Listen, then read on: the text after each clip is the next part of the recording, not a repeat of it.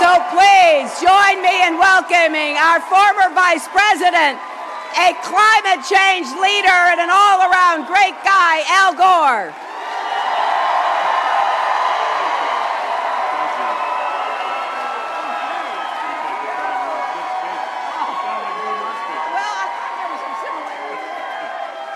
Thank you. Thank you very much. Thank you. Thank you. Thank you so much.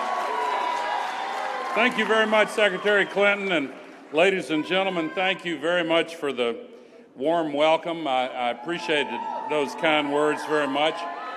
I want to acknowledge all of the elected officials and distinguished guests who are here, and I want to say a special word of thanks to President Eduardo Padron and Miami-Dade College. I understand you've got a pretty good women's volleyball team here, so go Lady Sharks, is that what you say? I'm here today with two very simple messages. Number one, when it comes to the most urgent issue facing our country and the world, the choice in this election is extremely clear.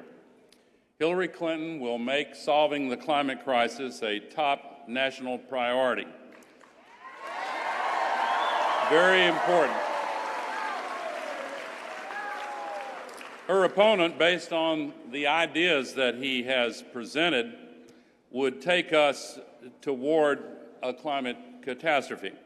So that's my first message. The climate crisis is and must be regarded as a top national priority and a top global priority. Here's my second message. Your vote really, really, really counts a lot.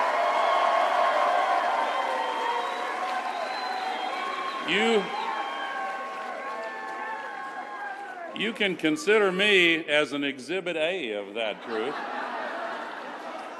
Now, for those of you who are younger than 25, you might not remember the election of 2000 and what happened here in Florida and across the country. For those of you older than 25, I heard you murmuring just now. But take it from me, it was a very close election. Elections, well,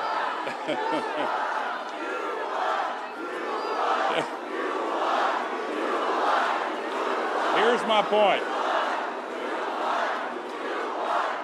Here's my point.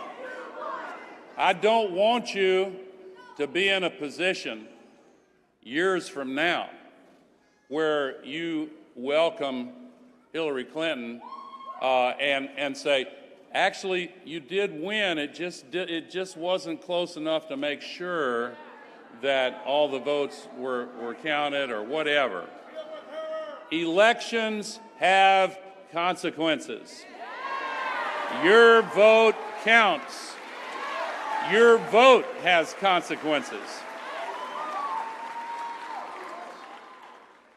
And in this election, the future of Miami and cities up and down the West Coast and East Coast of Florida are on the ballot as well. Indeed, the entire state of Florida and its future are on this ballot. So is our economy, our health, our national security. The common thread that binds all of these issues together, what we decide to do about carbon pollution and its damage to the ecological system of the earth. I don't have to tell you here in Florida that the climate crisis is real. Yes, it's true that some of your elected officials have not recognized that it's real, but every single night on the television news is like a nature hike through the book of Revelation. You look at the floods and the droughts and the mudslides and the fires and the incredible downpours, and as Secretary Clinton just mentioned, Hurricane Matthew just recently. You know, it spun up from a tropical storm into a Category 5 hurricane in just 36 hours. That's extremely unusual. And the reason that happened is the climate crisis is trapping so much extra heat in the Earth system, equivalent to what would be released by 400,000 Hiroshima-class atomic bombs going off every day. It's a big planet, but that's a lot of energy, and it's warming the oceans. More than 90% of that heat energy goes into the oceans. And so the Southern Caribbean, where it spun up into a Category 5 so quickly, was much warmer than normal because of that. And the Gulf Stream is way warmer than normal for this time of year for the same reason. So this means also that all the water vapor coming off the oceans into the atmosphere is brought over the land, and so we get these record downpours. Just in the last year, we have seen 1 in 1,000 year downpours in Louisiana, West Virginia, Texas, Maryland. In Houston, in one 12-month period, they've just had 2 500-year floods and 1 1,000-year downpour. In one of them, they had as much water dumped on Harris County, Texas, where Houston is, as would have been put there by 3.5 days of the entire flow of Niagara Falls. This is not normal. It is becoming the new normal, which is now a set of conditions that we have created with all of this man-made global warming pollution. Secretary Clinton also mentioned the sea level rise. We have seen already, some of you who are a little bit older may remember Hurricane Andrew when Hillary and I were first campaigning together in 1992, Hurricane Andrew came through. Just since Hurricane Andrew, the sea level in the waters around Florida have gone up 3 inches since Hurricane Andrew. And every vertical inch of sea level rise means 4 to 8 feet of the water going inward, and the storm surges on top of that. And yes, there are now at high tide sometimes fish from the ocean swimming in some of the streets of Miami Beach and Delray and Fort Lauderdale. And the rainfall in Carolinas, Secretary Clinton mentioned what they're still dealing with there. They got 17 inches of rain because the warmer oceans not only make the wind speed much stronger than it has been in the past on average, but it also dumps all of that water on the land. And she mentioned the role it plays in health. Just yesterday, there were 6 more cases of Zika announced in Dade County.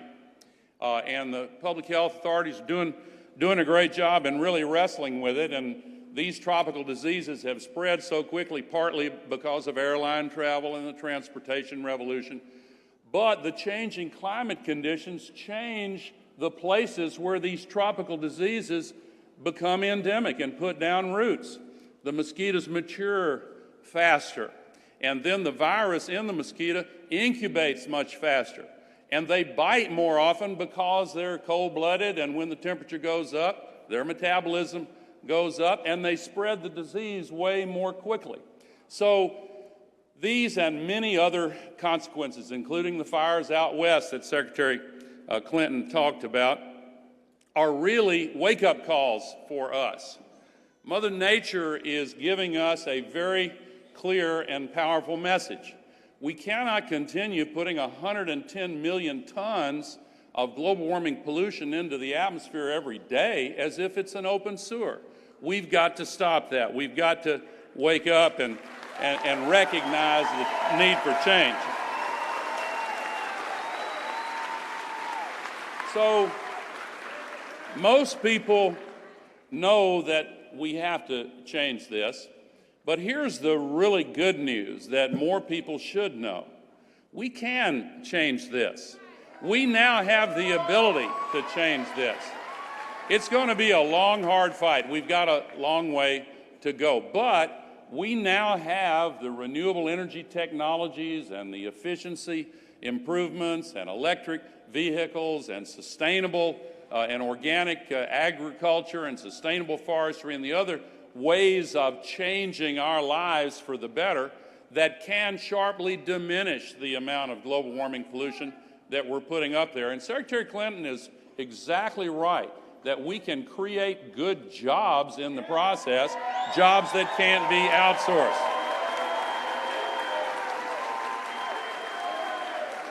She's also right that either China or Germany or some other country other than the U.S. could become the renewable energy superpower of this new century. One day last December, Germany, which is much higher in latitude than the U.S. and pretty cloudy at that, one day they got 87% of all their electricity from wind and solar and renewable energy.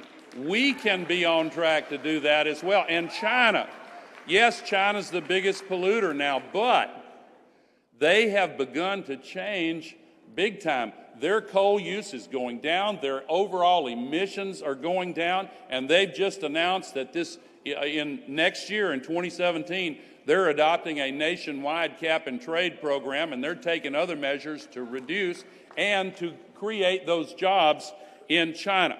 And in Paris, the Paris Agreement is a big deal. Yeah, it's not enough. Yes, it needed to do more, but it is by far the biggest step forward the world has ever taken to solve the climate crisis.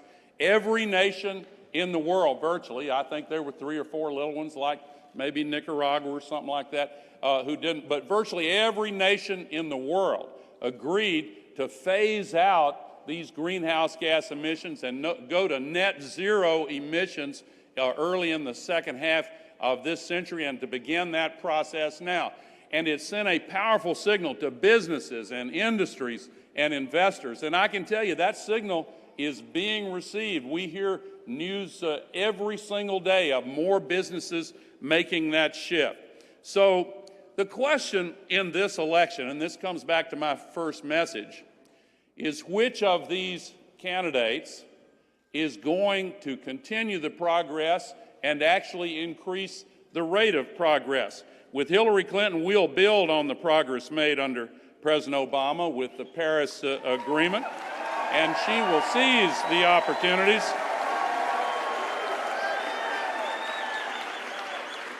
After all, solar electricity and wind electricity is now way cheaper than it was years ago when some of us started sounding the alarm about this crisis. Hillary Clinton knows this very well, and she's worked with President Obama. Since the beginning of the Obama administration, the cost of wind electricity has come down by half. Solar is down by 64%. LEDs down by 94%.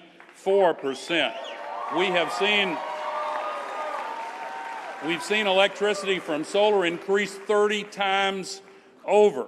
Last year, in the entire United States, in the calendar year 2015, if you look at all of the new electricity generation that was added in the U.S. last year, what percentage of it do you think was solar and wind? 71%, virtually zero from coal.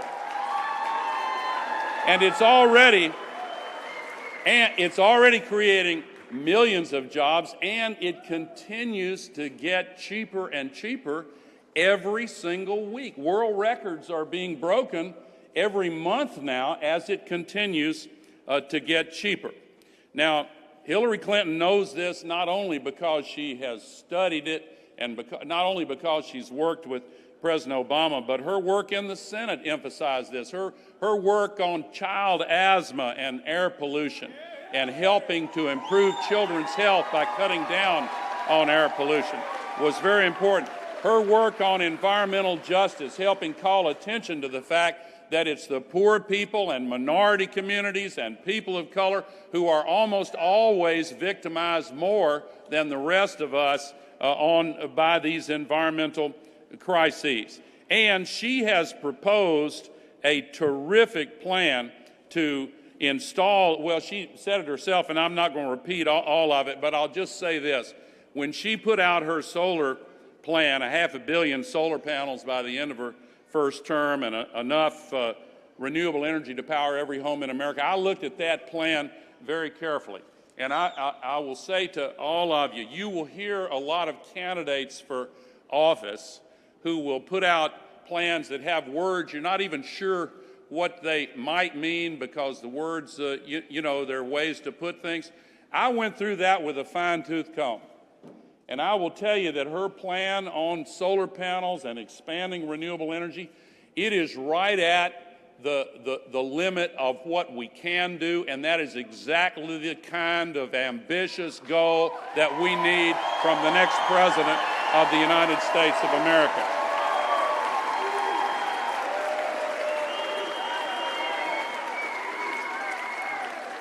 Almost 100 years ago, America's most famous inventor, Thomas Edison, said these words. It's an exact quote.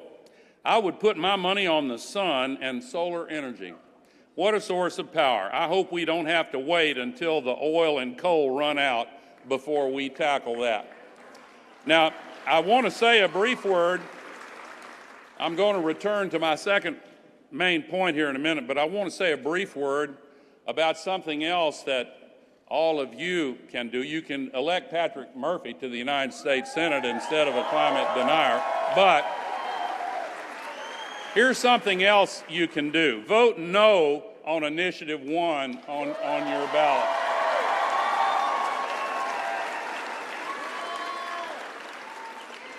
Hillary mentioned that there are fewer solar jobs in the Sunshine State, Florida, than there are in New Jersey. Actually, Florida also lags behind Massachusetts, which is even farther north. Despite having 3 times the population of Massachusetts, Florida has less than half of the solar jobs that have been created in Massachusetts. Massachusetts installed more solar energy last year alone than Florida has installed in its entire history. And yes, it's ridiculous. That's exactly right. And the head of one of the fossil fuel burning utilities here actually said last year, well, yes, Florida's a sunshine state, but remember it's also the partly cloudy state. Well, they are trying to cloud the truth by putting forward a phony baloney initiative that sounds like it protects solar. It doesn't protect solar. What the things they claim protect solar are protections you already have. But they are trying to fool you into amending your state constitution in a way that gives them the authority to shut down net metering and do in Florida what they did in Nevada and just kill the solar industry. Now, this is a question.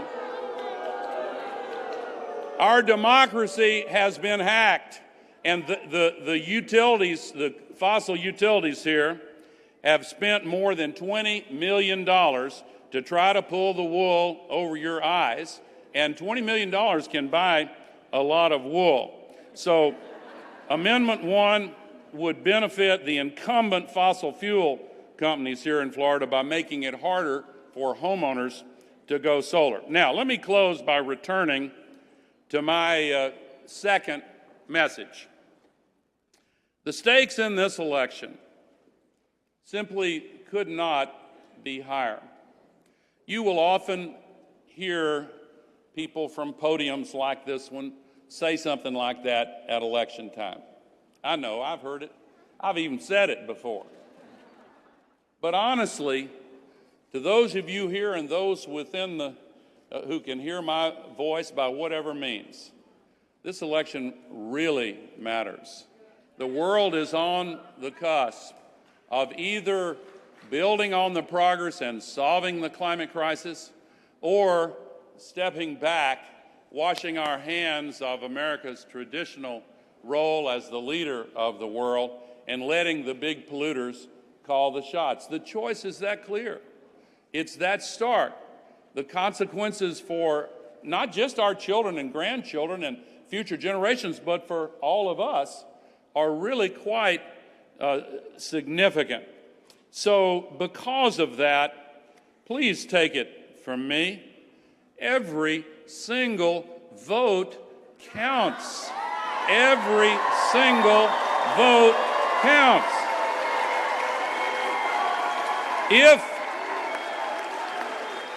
If you are not registered to vote, do so today. If you are on the fence about whether to vote, remember what is at stake in this election. And if you think your vote does not matter, take it from me. Your vote can make all of the difference in this election. Vote early. Vote early. And don't let your friends send this election out. Early voting begins here in Dade County on October 24th and in several other parts of Florida. It begins on October 24th. If you have any confusion whatsoever about where you vote or whether you're registered or whether you are going to the right polling place, visit iwillvote.com. iwillvote.com. Say it with me. iwillvote.com. One more time. iwillvote.com. Now, if you want to be really in touch with this election process and get really involved in taking other people to the polls, if you like to text, then text climate, the word climate, to this number, 47246, and you'll get updates. You'll get the information you need. And then even on election day, you'll get updates on your polling place. So remember, text climate to 47246. Say it with me, 47246. All right, now, in closing, I've made 2 points. The climate crisis must be a top priority. We must have a president who gets it, who cares about it, who's internalized it, who's passionate about it, who's determined to lead our country and with our country to lead the world at the key moment when we really do have the opportunity to solve this climate crisis and make our country stronger and more prosperous at the same time. My second message is, you know what it is, every vote counts. That's why I am here, and that's why I will vote for Hillary Clinton. I know